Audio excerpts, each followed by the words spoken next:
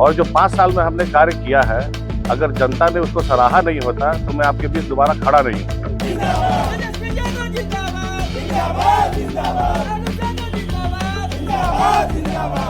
तो स्वच्छ और ईमानदार छवि के साथ 5 साल गुजारे हैं मैंने, और ये मेरी जनता भी जानती है और मुझे भरपूर भरोसा है कि वो अपना आशीर्वाद मुझे दे देगी। राष्ट्रीय जनता दल ने एक बार फिर से आप पर भरोसा जताया, महागठबंधन ने आप पर भरोसा जताया। कैसी तैयारी चल रही है, क्या संभावना है, क्या एक बार फिर से ऋषि कुमार आ रहे हैं? तैयारी बहुत अच्छी चल रही है और जनता का आशीर्वाद बराबर मिल रहा है, और जो नेतृत्व है हमारा उसने भरोसा दोबारा जताया, उसके लिए तो मतलब हम शुक्रगुजार हैं ही। साथ साथ जनता की आवाज को भी नेतृत्व ने सुना, समझा और मुझे वापस जो है ओबरा विधानसभा में प्रत्याशी बना के भेजा है। मुझे आशा ही नहीं, पूर्ण रूप से यकीन है कि जनता अपना पूर्ण रूप से आशीर्वाद हमें देगी। जैसे इस बार जन स्वराज पार्टी भी है चुनाव मैदान में, लोग तीसरा विकल्प की बात करते हैं और आपको सामने एनडीए, चुनौती कौन है आपका? देखिए, चुनौती तो जिसको आप तीसरा विकल्प कह रहे हैं उसके लिए है, क्योंकि जो राष्ट्रीय जनता दल का जो गठबंधन है, महागठबंधन और एनडीए है, उसके अलावा पहली बार चुनाव में तो वही पार्टी उतर रही है ना, तो चुनौती तो उसके लिए है कि वो अपनी जगह कैसे बनाती है। खैर, चुनाव होता है, कोई भी आए, लोकतंत्र है और सबको आज़ादी है अपनी अपनी बात को लोकतंत्र में रखने का, तो स्वाभाविक रूप से सब आएंगे ही। तो चुनौती आज सच कुछ है नहीं, जनता का प्यार पहले भी था और आगे भी बेशुमार रहेगा। आपके द्वारा निवर्तमान कार्यकाल में जो भी विकास किया गया है, उस विकास से ओबरा विधानसभा के सभी ग्रामीण खुश रहते हैं, किसका रीजन? आपके कहने से खुश और नाखुश तो होता है नहीं, ठीक है। और जो 5 साल में हमने कार्य किया है, अगर जनता ने उसको सराहा नहीं होता तो मैं आपके बीच दोबारा खड़ा नहीं होता, पहली बात। और दूसरी बात, ऋषि भैया जिंदाबाद जिंदाबाद जिंदाबाद। और दूसरी बात, सिर्फ एक स्टेटमेंट दे देना महज कि आपसे जनता नाखुश है, ये बहुत ब्रॉड स्टेटमेंट आपने दे दिया। आप लोग शहर में घूम करके जो रिपोर्टिंग करते हैं और जो हम नहीं कर रहे हैं, हाँ, यहाँ की ग्रामीण ग्रामीण आप ग्रामीण में जा करके क्षेत्र में देखिए तो सही, पूछिए तो सही, कहीं भी अगर ऋषि कुमार का बोर्ड ना दिखे फिर हमको बताइएगा। क्या अपील कीजिएगा सर? जनता से मेरा वही अपील है जो पहले बार था, कि आपने लगातार मुझ पे आशीर्वाद बरसाया है और आगे भी मुझ पे भरोसा कीजिए। पिछले 5 साल में ना ही कोई शांति भंग होने दी मैंने अपने विधानसभा में, ना ही कोई जात पात किया, ये आप आम जनता से जाके पूछिएगा।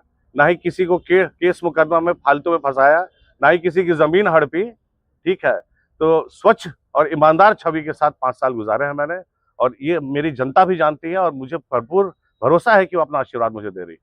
आपके द्वारा कृषि, स्वास्थ्य और रोजगार के क्षेत्र में क्या योगदान रहा? अभी आपने देखा होगा, रोजगार मेला हमने लगाया था, कितने कौन सी कंपनी आई थी, टाटा आई थी, सुजुकी मोटर्स आया था, स्नाइडर इलेक्ट्रिक आया था, एमआरएफ टायर आया था। तो रोजगार मेले का आयोजन हम लोगों ने बहुत सक्सेसफुली किया था, और हमारे यहाँ के लगभग 300 साढ़े 300 युवा चयनित भी हुए और आज नौकरी कर रहे हैं और उनको सैलरी भी मिल रही है। स्वास्थ्य के क्षेत्र में हमने 18 अतिरिक्त उप स्वास्थ्य केंद्र का निर्माण करवाया। शिक्षा के क्षेत्र में आपने शिक्षा नहीं पूछा, सबसे जरूरी शिक्षा है। शिक्षा के क्षेत्र में मूलभूत सुविधा की कमी थी, बेंच और डेस्क नहीं थे स्कूल में। जब हम आए आज़ादी के इतने सालों के बाद भी अगर हमारे स्कूल में बेंच और डेस्क जैसी बेसिक सुविधा नहीं है तो वो धिक्कार है ऐसी आज़ादी पे। उसको हम लोगों ने मुहैया कराया। रिकॉर्ड कीपिंग के लिए उनके पास सेफ्स नहीं थे, किसी भी स्कूल के पास, हाई स्कूल हो, मिडिल स्कूल हो, प्राइमरी स्कूल हो, हर जगह हमने वो दिया।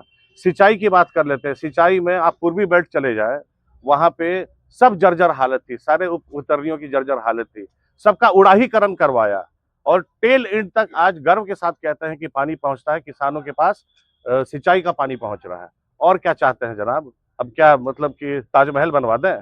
दूसरे कार्यकाल में क्या मैनिफेस्टो लेकर जनता के बीच आए? दूसरा कार्यकाल ज्यादा महत्वपूर्ण इसलिए भी रहेगा क्योंकि महागठबंधन की सरकार आ रही है, और सरकार आने के बाद अपेक्षा बढ़ती भी है जनता की। और सबसे पहला तो लक्ष्य यह है कि एक मेडिकल कॉलेज आए, 1 नंबर। सबसे पहले जो है प्राथमिकता यह है कि मेडिकल कॉलेज आए, और हमारे इतने यहाँ के मरीज जो है, जो NH-139 है, जो जर्जर हालत में है, इसकी 4 लेनिंग के लिए भी हम लोग लगातार प्रयास कर रहे हैं और आगे भी प्रयासरत रहेंगे।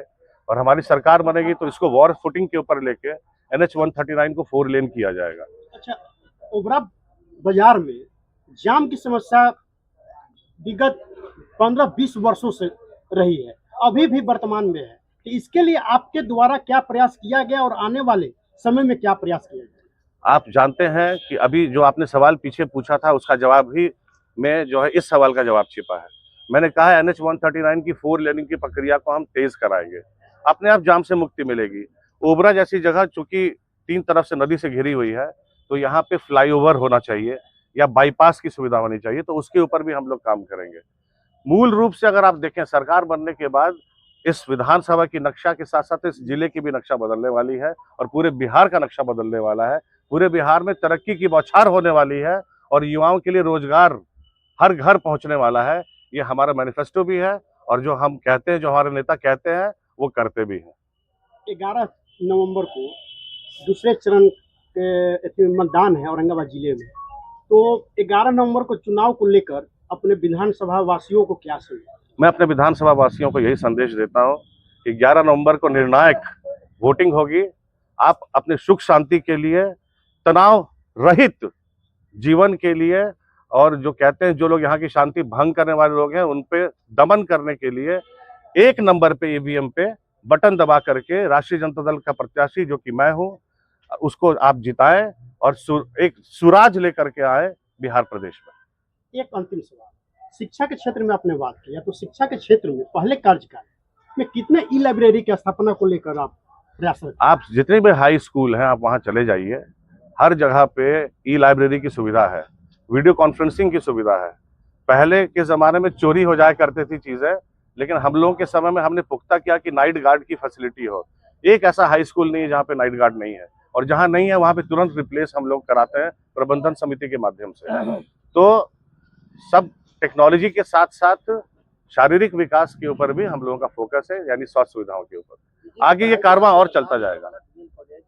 BN कॉलेज जो हमारे यहाँ एकमात्र अंगीभूत कॉलेज है यूनिवर्सिटी ग्रांट कमीशन से, वहाँ आज़ादी के बाद से जब से वो बना था पीजी की पढ़ाई नहीं होती थी। वहाँ पे 6 विषयों में हम लोगों ने पीजी की पढ़ाई की व्यवस्था कराई और आने वाले समय में ये 6 विषय बढ़ करके लगभग 18-19 होने जा रहे हैं। ये भी आपके माध्यम से मैं जनता को कहना चाहता हूँ।